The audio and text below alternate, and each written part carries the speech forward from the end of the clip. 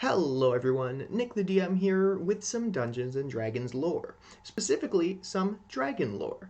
Today we're taking a look at the Great Wyrm dragons. With the release of Fizban's Treasury of Dragons, the Great Wyrm has changed quite a bit. So in this video we'll be taking a look at what the Great Wyrm used to be and what it is now. In earlier editions, the term Great Wyrm was simple.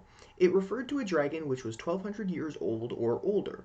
This was the strongest age for a dragon, the point in its life where its strength stopped increasing and its natural physical power was fully developed. The life expectancy of the dragon race was nearly double this for even the shortest lived true dragons, so many spent the remaining millennia further learning magic and gathering larger hordes. And this was true for 1st through 3rd edition. 4th edition made no mention of the Great Wyrms, listing fewer age categories than the previous editions and having Ancient be the oldest and most powerful dragon category.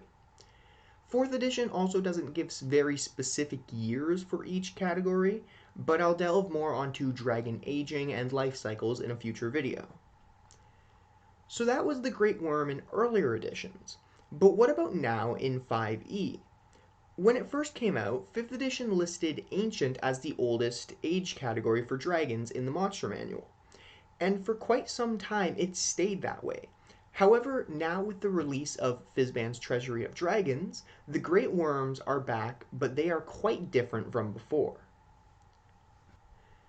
Fizban's introduces us to a few things which are relevant to the new Great Wyrm, those being the First World, Dragon Sight, and of course Great Wyrms. The First World is a myth that suggests that the very first world of the material plane was created by Bahamut and Tiamat. And then, with their first creation, Sardior, the ruby dragon, they created the first dragons.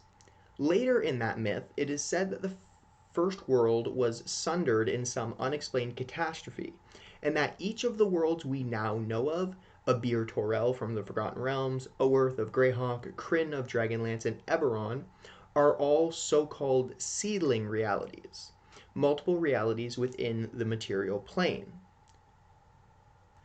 Next is Dragon Sight. Dragon sight is a phenomenon that can sometimes develop in dragons. This is an awareness of the multiple seedling realities, specifically the different incarnations of themselves within each world. Dragons who further develop this gain a greater understanding of the material plane and can even sometimes communicate with their incarnations in these separate realities. While some dragons plot across the worlds with these draconic echoes to cause mass destruction, others aim for a greater goal, becoming a Great Wyrm. Great Wyrms in 5e are the collection of these draconic echoes into one physical form. An ancient dragon with dragon sight may find a way to travel to the other worlds and devour these echoes. Or one may use rituals to drain the essence of these echoes. The result of this is a transformation into a mythic creature of power that reaches and for some studious dragons may even exceed the power of the avatars of Tiamat or Bahamut. These avatars of draconic nature are the strongest of dragon kind, pure forces of destruction that can be world-shaking terrors. That is how Great Wyrms are in 5th edition, quite different from those of earlier editions, but also very specific to a setting. Honestly, I really like this new take on the Great Wyrms. Will it work in every campaign? No.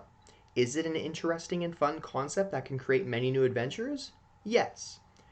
Also, the new version of Great Wyrm kind of clashes with older settings, and it may be hard to make some of the famous named Great Wyrms from older editions fit this new version. It can be done with a bit of tweaking, or you could just use the new stats but different lore. Whether you like the new or old Great Wyrms, both are pretty good in their own right, and both types can be really useful in certain settings. But either way, Great Wyrms are powerful foes for your players to encounter, or powerful allies for them to bargain with.